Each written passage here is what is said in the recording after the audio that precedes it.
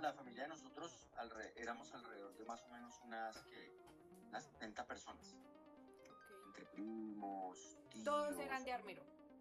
todos.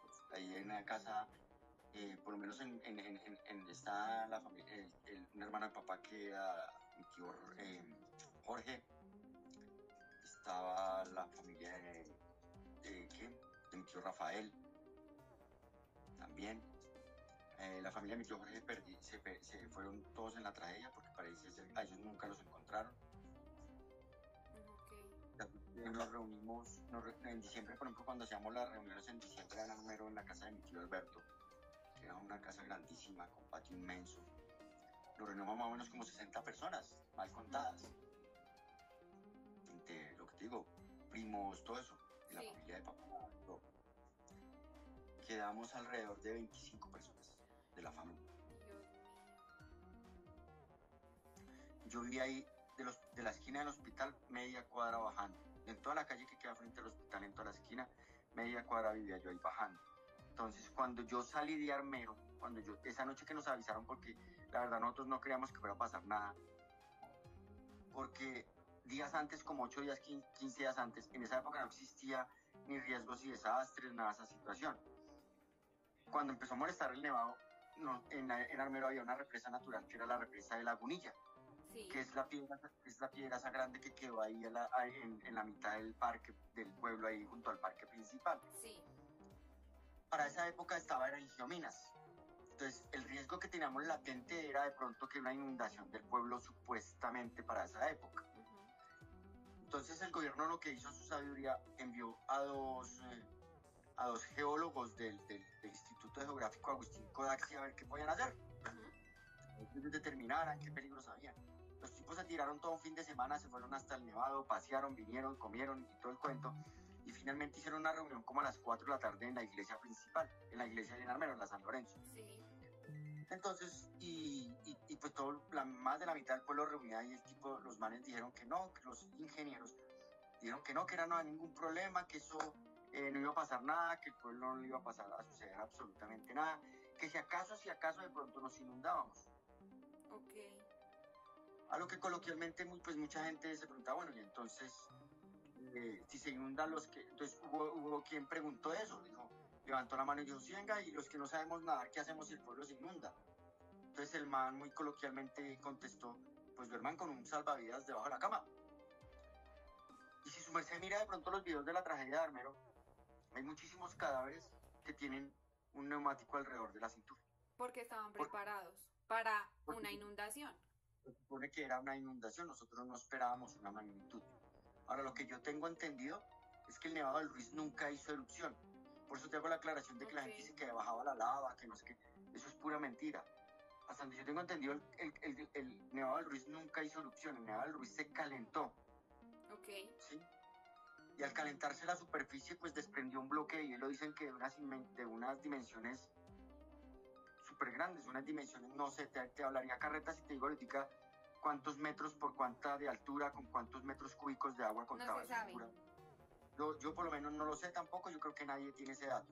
El caso fue que dicen que se desprendió un cubo de hielo del Nevado de una inmensidad grandísima y empezó a bajar por las laderas de los ríos, cogiendo cauce por el río que era más grande en ese momento, que era Lagunilla. Y pues su merced sabe que eso es física elemental, ¿no? Entonces, por la fricción, por la gravedad, mientras bajó, pues eso se fue derritiendo y se convirtió en una bomba de agua, la cual a medida que fue bajando por el camino, porque ¿su merced conoce el Nevado o no? Sí, señor. El Parque de los Nevados. Sí, señor. Bajando completamente, entonces por la misma gravedad, la misma fuerza, cogió fuerza esa vaina, arrastró piedras, arrastró árboles, arrastró con todo lo que había de ahí para abajo por ese cauce de ese río, del río Lagunilla. Pues desafortunadamente a las 11:30 de la noche, cuando se dieron las alarmas, ya la bomba de barro iba inmensísima. O sea, lo que le digo, nadie esperaba una bomba de barro de esas dimensiones. Esperábamos que era que el pueblo se inundara así. Sí, pero no que desapareciera. En el momento en que nosotros, todo el día que empezó a caer ceniza esa mañana, ese miércoles 13 de noviembre, sí. caiga ceniza, esa fue la última noche como a las 7 de la noche fue la última noche, fue la última vez que vimos a mi tío que llegó uniformado de bombero y todo, y dijo, para que la ceniza no los moleste, prendan el ventilador. Entonces nosotros prendimos el ventilador para que no. Él comió en la casa y dijo, estoy en el comando de bomberos porque nos acuartelaron. Entonces, bueno, el hombre se fue, nosotros normal, eran los años 80, entonces nos acostamos a dormir, normal, o sea, pues nosotros lo que te digo, no esperábamos nada de eso. Entonces, como a las 11:15, más o menos, llegó un vecino de al pie de la casa a golpear en la casa. Y levantó a mi papá. Y le dijo que el nevado estaba molestando, no sé qué. Yo escuché la bulla y yo me levanté. Mi papá estaba en la puerta hablando con el vecino. Entonces yo me levanté, me acuerdo que me le acerqué a papá al man y le dije, ¿qué pasó? Me dijo, no, que el nevado está como molestando. Entonces yo me asomé a la puerta y sí, efectivamente, eso, todo el mundo estaba fuera de la calle. Todo el mundo. Entonces papá dijo, suave, acuéstese que eso no pasa nada. Yo, bueno, listo, pues sí, ¿no? Yo me entré otra vez a mi cuarto, me tapé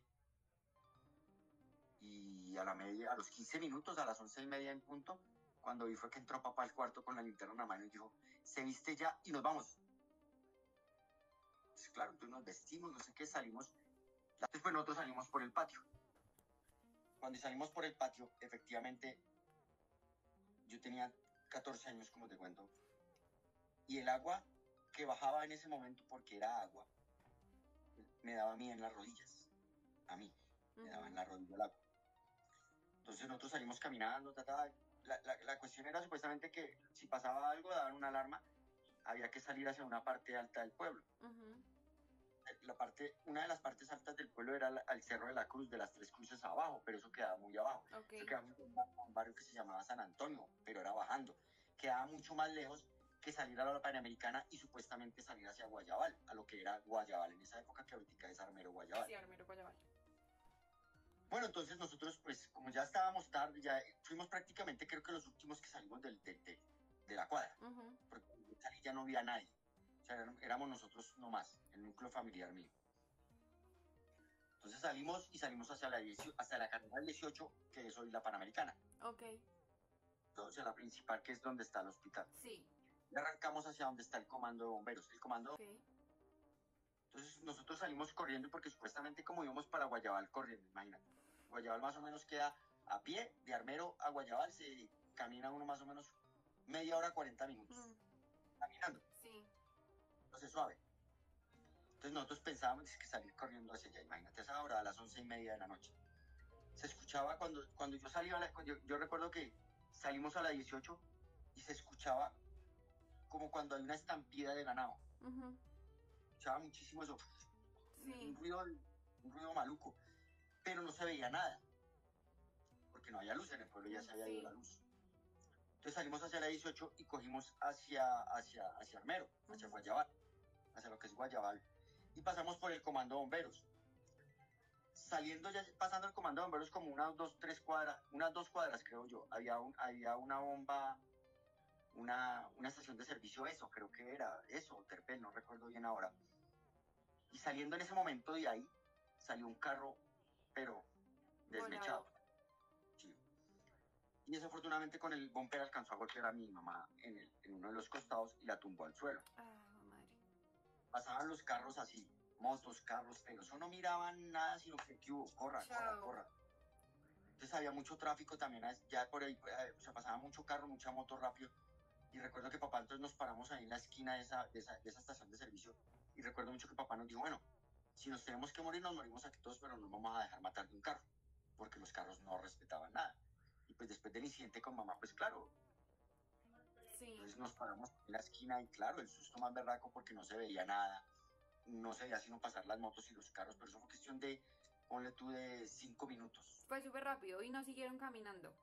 Nos seguimos caminando a raíz del ese golpe. Si nosotros ya no hemos seguido caminando, yo creo que no estábamos sentados tú y yo aquí hablando. Ok. Porque de donde nosotros quedamos hacia allá, todo eso quedó inundado de barro. O sea, pasó el barro y yo creo que arrasó con todo. Todo el mundo que estaba por ahí en esa carretera los arrasó. Entonces nos quedamos ahí parados y no sé qué. Como a los 5 minutos ya después de que pasó toda la bulla, entonces se empezaron a escuchar voces de personas. Ujú. Ayúdenme, por favor, auxilio, que me ayuden, y uno, pero por todos lados era general.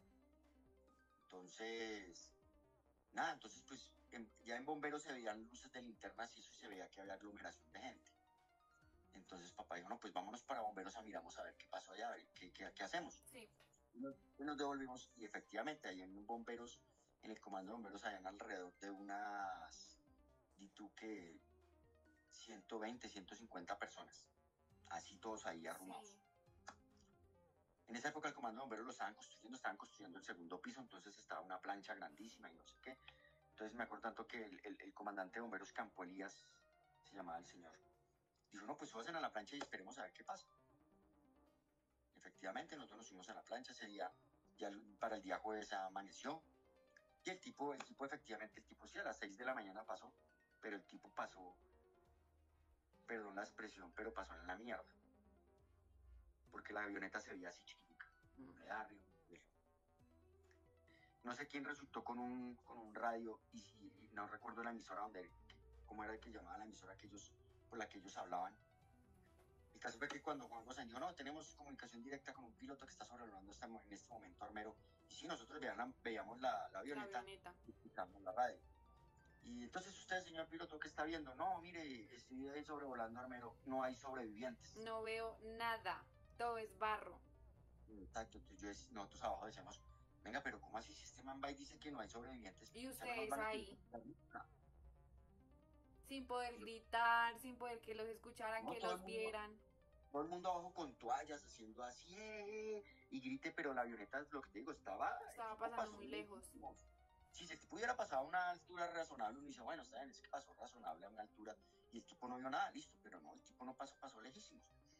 El caso fue que entonces fue cuando Juan Gozaín dijo, no, atención, Colombia, no hay sobrevivientes en Armero. Armero quedó totalmente o sea, arrasada. Sí, sin sobrevivientes, sin nada. En ese momento, ustedes, a pesar de la impotencia, eh, a esa hora de la mañana todavía no había pasado la Cruz Roja, bomberos, policía, nada. Nada. Solamente rescatistas voluntarios como lo era tu tío. Sí, estaban los bomberos, había uno que otro bombero, pero ellos estaban ahí en el cuartel con nosotros. A barro, barro, barro, barro, barro. Y era un barro, en ese momento era un barro, o sea, no sé por qué era, parecía como gelatina, y uno lo pisaba y se sentía como que él jalaba. Ok. Como si fuera una especie de arena movediza para ustedes en ese entonces. Algo así, exacto. Entonces uno se paraba ahí como que el zapato se le iba a uno y uno, uy, no, espérese. No me voy a meter, no voy a salir de acá. Y claro, uno decía, no, pero y ahora no van a venir, no nos van a rescatar, o sea. Ya alguien dijo que esto no había ni un ser. Sí, aún así, ese jueves, como a las 10, 11 de la mañana, empezaron a llegar los primeros helicópteros. Ok. Entonces ya fue como un alivio, entonces todo el mundo, bueno, ya. Entonces los helicópteros empezaron a bajar, ellos sí bajaron casi a ras y que ya bajaban, porque los primeros decían, ya, esperen, ya bajamos. Entonces que no sé cómo se comunicaron, no sé la verdad cómo hicieron. El caso fue que el comandante de bomberos, ahí en el comando de bomberos, ahí en el patio guardaban las máquinas de la Secretaría de Obras Públicas. Había una excavadora, una pala de esas mecánicas. Entonces le dijeron al man que tenía que despejar como la calle de las cuerdas de la luz y los postes para que el helicóptero pudiera aterrizar. Ok. Entonces el man, yo sí me acuerdo que el man preguntó, bueno, ¿hay alguien que sepa manejar máquinas de estas? No sé qué, y por ahí sale un man que sí, yo sé. Listo, tome las llaves, prenda esa vaina y tumbe todo esto acá, deje eso despejado para que los helicópteros vayan. Efectivamente el tipo cogió la máquina, tumbó todo, limpió todo ese pedazo donde estábamos ahí, quedó todo limpio y empezaron a bajar los helicópteros. Desde que empezaron a bajar los helicópteros, el piloto sí dijo, solamente máximo 10 personas. 10 personas nomás puedo sacar. Pero el helicóptero iba y volvía por 10 personas. ¿Y a dónde los iban a llevar? ¿A Ibagué? ¿O al pueblo más cercano? Había un paso provisional hacia el lado del cementerio. Había un paso provisional y salían por la parte de atrás, o sea, por la parte como rural de Armero, donde quedaban todas las fincas, y salían a Guayabal, a Guayabal. Ok. Tocaba a pie. Entonces eso era una caminata más o menos no, una caminata de hora y media, 2 horas. Entonces, listo, entonces empezaron a bajar los helicópteros y no sé qué, a sacar la gente, pero la gente se aglomeraba tanto Estaban que desesperados. hubo un momento como a las 3 de la tarde que uno de los helicópteros, cuando despegó fue así de punta. Y entonces el piloto dijo, no vuelvo a bajar. Ah. Y era el único helicóptero que estaba haciendo eso. Eran como 2 o 3 helicópteros, pero con ese helicóptero que pasó eso, entonces el tipo dijo, no, no volvemos a bajar porque la gente no colabora. Entonces, listo, entonces, ¿y ahora qué hacemos? Entonces, jueves por la noche, otra vez a dormir ahí. No. Nos quedamos esa noche otra vez ahí, no sé qué, y al otro día, alguien dijo, pues venga, hagamos un puente provisional y pasemos hacia la parte de atrás de que hay un puente, que hay un paso provisional y salimos a Guayabal, de alguna forma. Entonces, efectivamente, como habían las tablas con la que habían hecho la plancha ahí en Bomberos, todas las tablas con las que han hecho la plancha del segundo piso, y alguien dijo, pues somos los chinos para que bajen las tejas de zinc para ponerlas ahí y poder hacer el puente y pasar. Entonces, martillo en mano, nos subieron a los pelados que éramos más livianos, entre esos estaba yo, martillo en mano, y desentejamos las casas que habían medio quedado por ahí, y cada uno con su teja y una tabla en el hombro, la iba poniendo uno y iba pasando, iba poniendo uno y iba pasando. Y así salimos de Armero el viernes a las 2 de la tarde, por propios medios. Y llegaron a Guayabal. Llegamos a Guayabal sobre las 5:30, casi 6 de la tarde, llegamos. Dios mío, qué impactante como ustedes por sus propios medios tuvieron que, porque la gente nunca colaboró, después de escuchar la radio que alguien decía que no quedaban sobrevivientes, ustedes decir, pero estamos acá, ya nadie Ajá. va a venir a buscarnos. Y esa resiliencia que ustedes tuvieron para salir de ahí. O sea, de verdad es algo muy impactante. ¿Y cómo fue ese momento después de la tragedia? O sea, ¿cómo fue la vida de ustedes 2 meses, un mes después? Porque Bueno, habían perdido todo.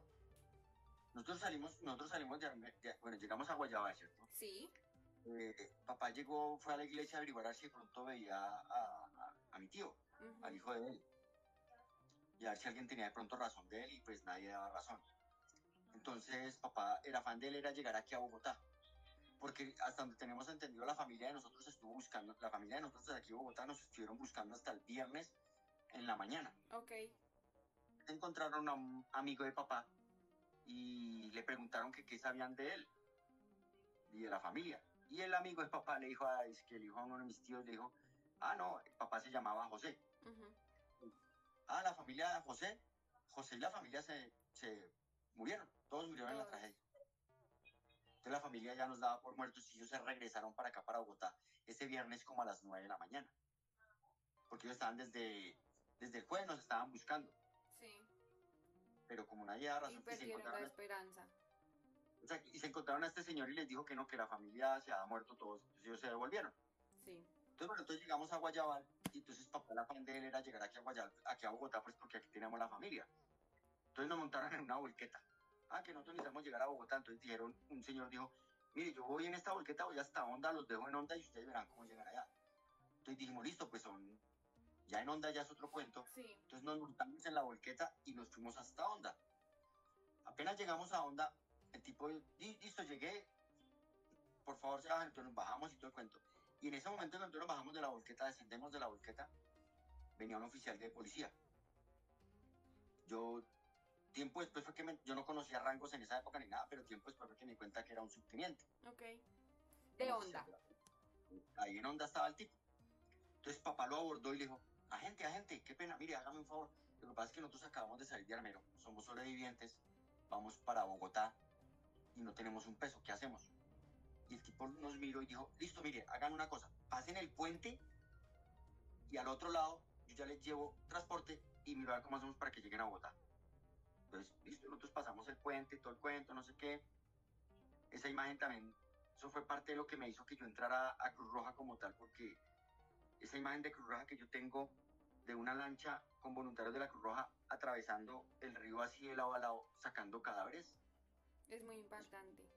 Pero en la cabeza, entonces yo dije, bueno, pasamos el puente y nosotros que estábamos ahí no llevábamos ni 5 minutos de haber pasado el puente, o sea, al otro lado o sea, Puerto Bogotá, lo que se llama ahora.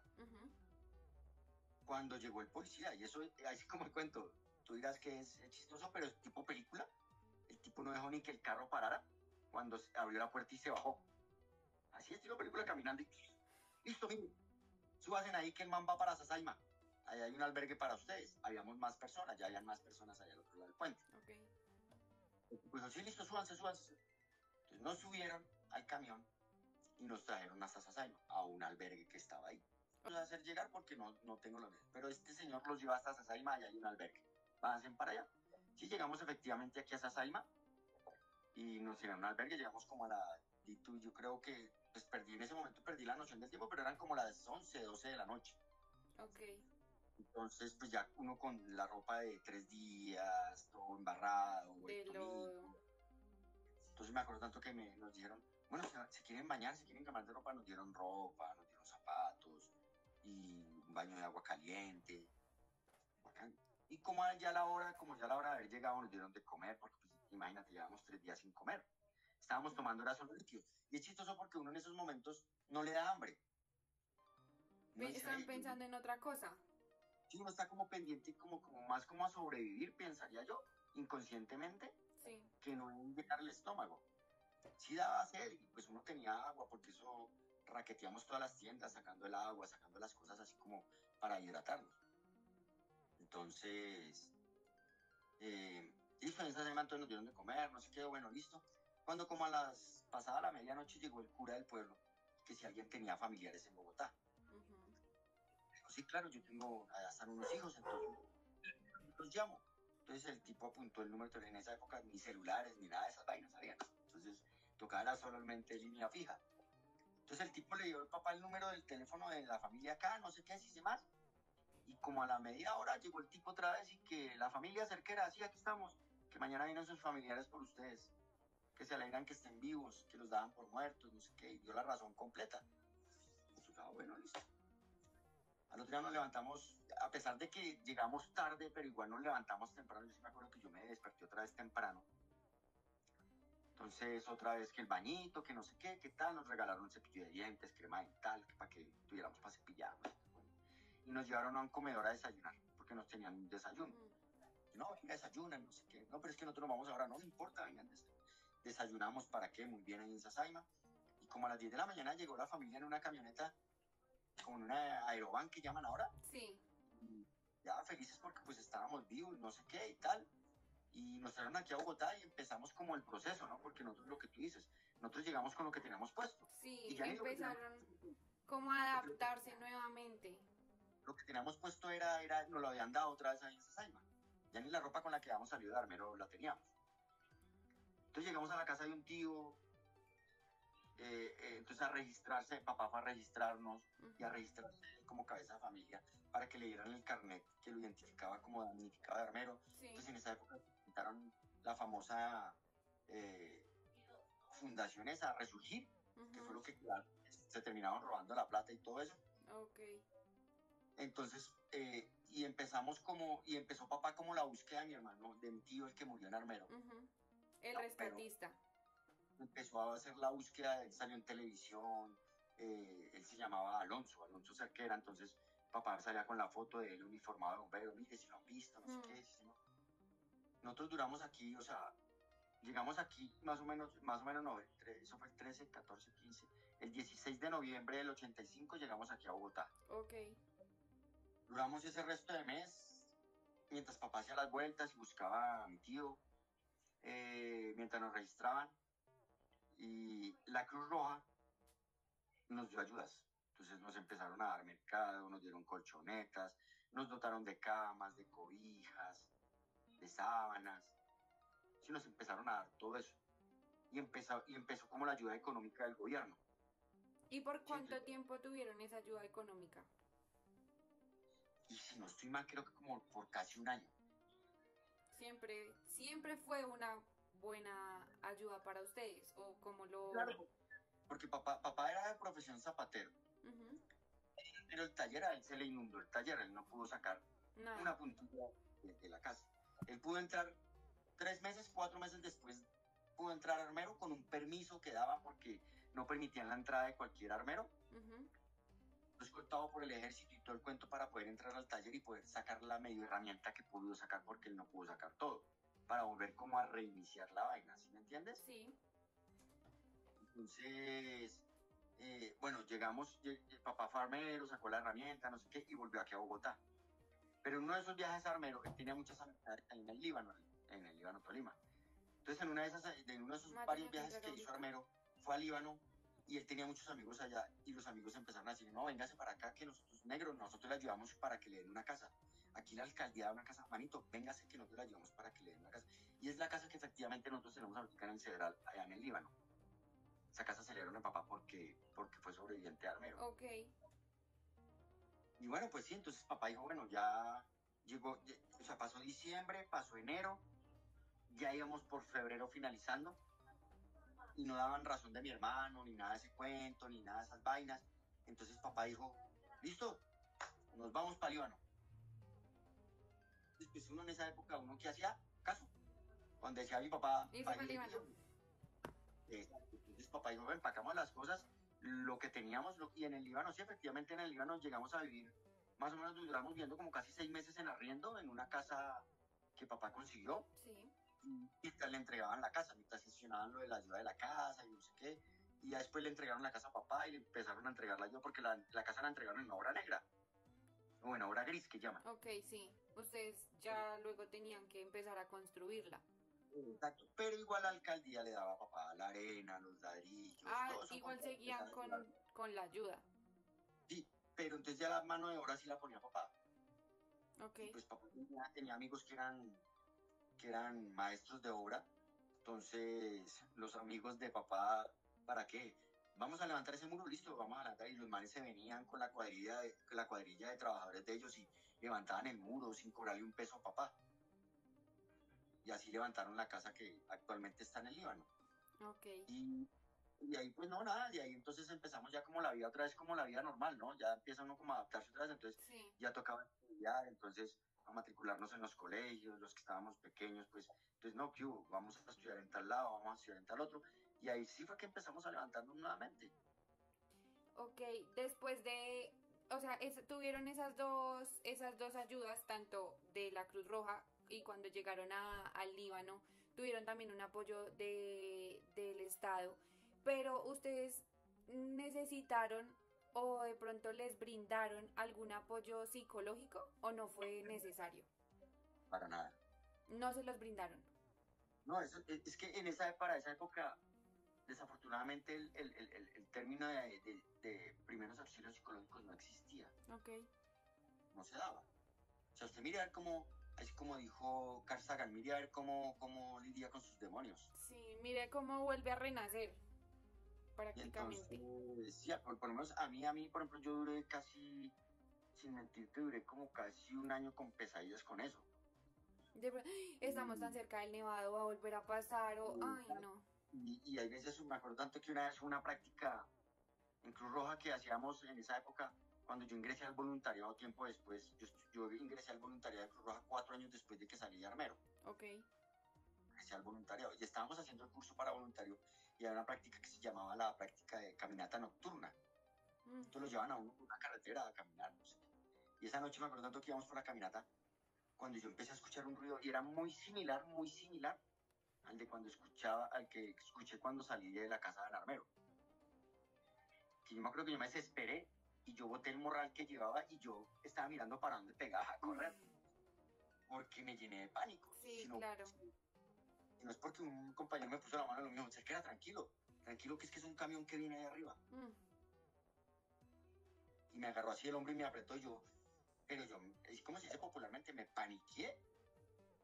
Y hace poco también tuve un episodio que uno cree que uno ha superado la cosa ya después Y de mucho no. tiempo. Y hace un par de años yo pertenezco a una agrupación que ahora se llama SMAPS, que es Salud Mental y Apoyo Psicosocial. Yo me volví psicosocial dentro de Cruz Roja. Ok. Tengo la formación de primeros auxilios psicológicos. Entonces, durante el curso de SMAPS hubo una práctica bastante, pues, chistosa, ¿no? Pues es chistosa al principio y después ya no se volvió tan graciosa. Hacíamos una maqueta de un pueblo, nos volvíamos una familia, no sé qué, y después le vendaron los ojos y ponían como el escenario en audio, como el escenario de una tragedia. Sí. Y en ese momento en que pusieron todo eso también me regresé. Y pues claro, no, yo me paniqué, rompí en llanto, me acuerdo tanto. Tuvieron que los psicólogos intervenir. Sí. Pues me decían eso, me decían, no, es que ya ha pasado el tiempo, pero usted no lo ha superado. Sí, eso se sigue viviendo y más aún cuando la tragedia se vivió a tan temprana edad. Siento que esos recuerdos no se olvidan, ni siquiera para una persona que de pronto lo vivió un poco ya más de grande, pero lo que dices tú, cualquier sonido, en las noches cuando duermen, todo igualmente de pronto los puede transportar a ese momento tan como catastrófico, traumático que vivieron ustedes. Sí, entonces, nada, pero ahí vamos, o sea, gracias a Dios, pues, o sea, yo le doy gracias a Dios porque sí, lo que tú dices, nosotros fuimos muy resilientes. No te puedo decir mentira, yo, gracias a Dios, no viví en una carpa, como mucha gente que yo vi Sí, que un año, 2 años, 3 años después estaban todavía viviendo en la misma carpa. la ayuda fue muy poca, muy nula. Y la ayuda para nosotros sí, nos ayudaron, sí, no fue mucha tampoco, pero sí nos ayudaron. Pero yo pienso que más fue la resiliencia de papá en sacarnos adelante, en que retomáramos otra vez la vida, ¿sí me Sí, entiendes? O sea, ya listo, sí, lloramos los muertos, lloramos por la familia que desapareció, sí, lo lamentamos mucho, pero papá era que hubo. Seguimos, o sea, la vida sigue, no hay que quedarnos acá. El viejo volvió a montar su taller de zapatería, nosotros volvimos al colegio y volvimos a retomar la vida normal, los poco a amigos, no poco. sé qué, poco a poco y ya, o sea, fue algo que sí marcó feo la situación, pero no, pero gracias a Dios yo creo que por eso fue que salimos adelante, por la resiliencia que papá nos empujó, nos Sí, sacó, no nos quedamos ahí. Lo que te digo, yo gracias a Dios no viví en una carpa, no tuve que vivir en una carpa, porque para qué, cómodamente vivimos bien, que pagó un arriendo con la ayuda el tiempo que estuvimos viviendo aquí en Bogotá lo vivimos, los 2, 3 meses que estuvimos, se pagó el arriendo, pero con el auxilio del gobierno que le dan a mi papá. ok. Pues, nada, o sea, no tuvimos que dormir ni vivir en una carpa, ni nada de eso, gracias a Dios. Y Sí, de eso sí. pronto, papá, como tú lo llamas, su pensamiento era, de pronto, Dios les dio una segunda oportunidad para que la supieran aprovechar y de pronto supieran vivir la vida y pensar de una manera diferente. De Y pronto claro, si no hubiera pasado eso, tú no estarías en la Cruz Roja o no serías tampoco de apoyo emocional. no, créeme que sí, uno después piensa eso, uno dice, bueno, esta es una segunda oportunidad, Dios me tiene para algo. Y es lo que dice y hay gente muchas veces con compañeros yo conozco, tengo gente en Cruz Roja que sabe mi historia y dicen, manito, es que usted, mire, póngale cuidado, usted sobrevivió a Armero, sobrevivió ahora a una pandemia, parce, a usted Dios lo quiere mucho, a usted Dios lo tiene para algo, entonces, Sí, oiga, sí. Y sí, y uno en esa época también pensaba, no, hombre, si está uno vivo y está uno contándola, porque la familia que murió, los amigos que murieron, todo eso, que no la están contando como ya la estoy contando ahora, digo, oiga, no, si esto es por algo sí. y es para algo, o sea, y ahí estamos, o sea, ahí vamos. ¿Aún van a Armero o cuando van a la casa del Líbano pasan por Armero o prefieren evitar esa parte? No, Armero es visita obligada. Yo voy a Armero siempre a la casa, porque pues ahí en el cuarto donde nosotros dormíamos, papá hizo poner la cruz de Alonso, del que Ok, era bombero. Porque como no sabemos dónde quedó, entonces papá, cuando ya después pudimos entrar a Armero, ya como al año, antes de que fuera Juan Pablo II. sí, porque él fue. Exacto, entonces papá hizo poner una cruz ahí en la casa, entonces uno va y como que hace una oración por el eterno descanso y no sé qué, y es algo ya, sí, no, y hace rato ya no lo hago porque no hemos podido volver a los 13 de noviembre, Ok. al cumpleaños, ¿Iban cada 13 pero, de noviembre? pero sí lo hacíamos, sí, claro. Lo hacíamos de ir el 13, poner flores, ir a los eventos que ven allá. El último evento que fui también fue muy bacano, fue muy bonito. Yo por ahí tengo un par de videos, creo. de esa vez que fui allá, para un 13 de noviembre. Y dan mucha nostalgia, créeme que da Sí. nostalgia, No, y de hecho duele, cuando uno llega al pueblo, la energía cambia completamente. se siente, entonces, y eso todavía pega duro, pega duro, pega duro. Sí. Sí. ¿Qué piensas cuando vas sobre la gente de pronto que no vivió la tragedia, que ni siquiera tuvo familiares y hacen los recorridos y de pronto cuentan la historia como ellos la saben, pero no como es realmente? Mal hecho. Yo casualmente la última vez que fui a Armero, me encontré con uno de estos famosos guías contando una historia totalmente diferente. Lo que te digo, entonces el tipo contaba la historia fantástica que la lava bajaba y quemaba personas y las derretía. Y yo lo volteé a mirar y yo me acuerdo que yo sí le dije al tipo, le dije, hermano, ¿a usted le contaron o usted vivió la historia? No, es que a mí me contaron. Le dije, exacto, hermano, a usted le contaron. Yo sí viví la historia y yo le puedo decir a usted que lava no hubo en Armero. Pero fresco, mijo, siga contando la historia como se la contaron. Sí, una historia mal contada. Sí, y el tipo me miraba así como que, y los turistas me miraban como, Lo expuso estábamos, completamente.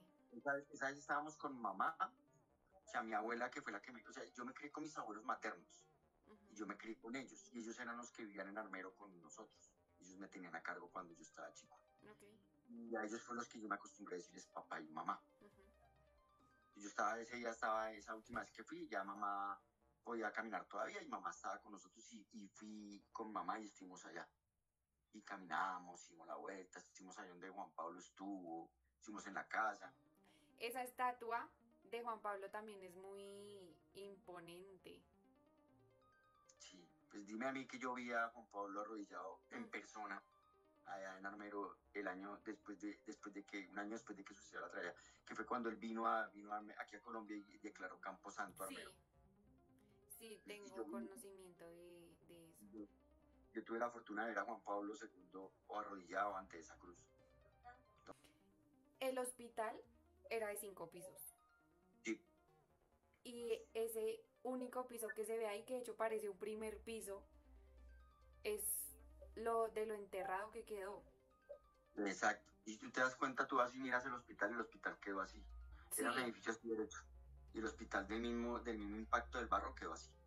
De hecho, no se cayó porque no le convenía a la gente que quedó en la terraza, porque hubo bastante enfermo que sí lograron sacar hasta la terraza. No sé, la verdad, no tengo conocimiento si gente falleció enterrada dentro del hospital o los alcanzaron a evacuar a todos arriba de la terraza, ok. porque en la terraza los helicópteros sí estuvieron harto ahí en el hospital y sacaron muchísima Mm. gente, los enfermos que estaban, la gente que estaba hospitalizada en ese momento, ahí en el hospital, los sacaron hacia Lérida, hacia Guayaba, hacia Lérida y hacia Honda y hacia Ibagué. Mm. No, eso Sí, tuvo que haber sido de verdad demasiado, demasiado caótico. Eh, sí. ¿Crees que de pronto se ha hecho justicia por las víctimas o los sobrevivientes de Armero? No, no porque, o sea, yo hablo desde el punto de vista de lo que he leído Sí, y lo que viví, sencillamente eso fue eh, decidida el gobierno en ese momento, porque porque se pudo evitar. ellos sabían muy bien la magnitud de lo que podía pasar, ellos sabían muy bien de lo que iba a pasar, pero desafortunadamente no tenían el dinero para evacuar el Para pueblo, ayudar. ¿sí? Para tanta gente. Entonces, pues eso pasa como ahorita con la salud, ¿no? Algo Sí, parecido. Entonces, pues está tan colapsado el sistema que a los prefieren dejar hospitales les morir, conviene que la gente se muera a que estarles dando droga. lastimosamente.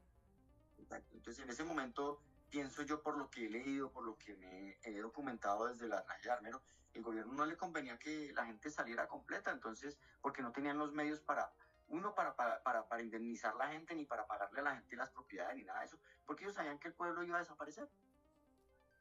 Y era Entonces, más fácil. eso fue, la tragedia sucedió por negligencia del gobierno, no lo digamos Sí, mentiras.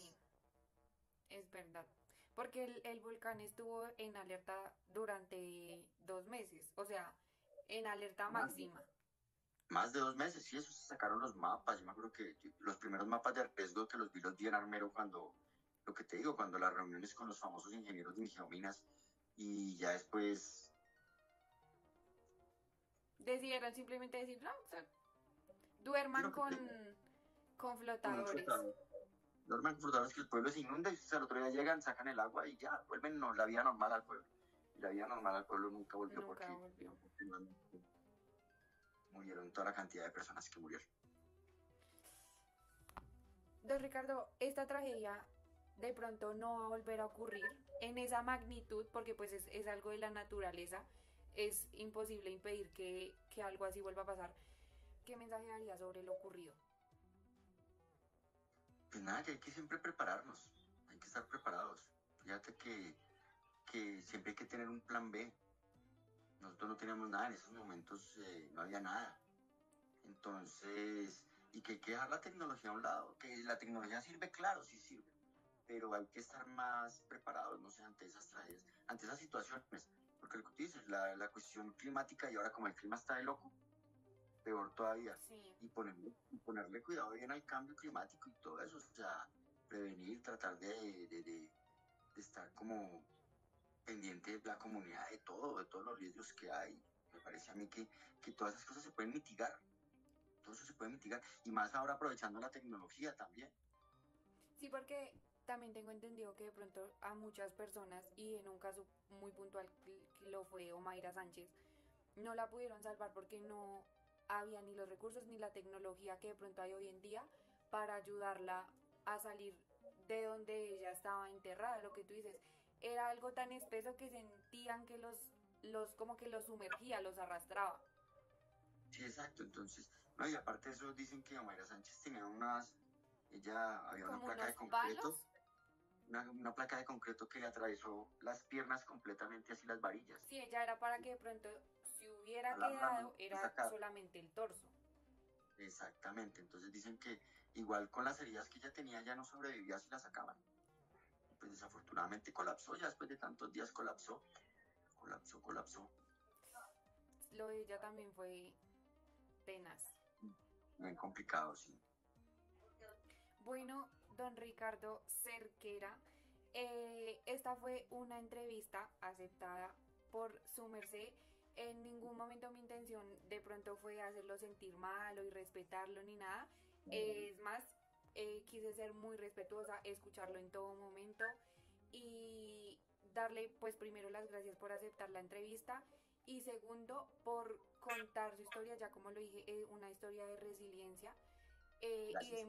de mucho valor, porque pues sé que obviamente contándolo no se vive y de pronto no llego a sentir ni un poquito de lo que usted vivió y con su familia en ese momento, pero de verdad es de mucho valor, lo admiro mucho porque después de Muchas todo lo gracias. que ha pasado, sigue aquí y está luchando de pronto por ser mejor persona, por enseñarle a su familia y dejarle un legado y que si hay segundas o terceras oportunidades hay que aprovecharlas. Entonces, de verdad, muchísimas gracias por esta entrevista y espero que así como usted, muchas personas que de pronto salieron y sobrevivieron estén aprovechando esta segunda oportunidad.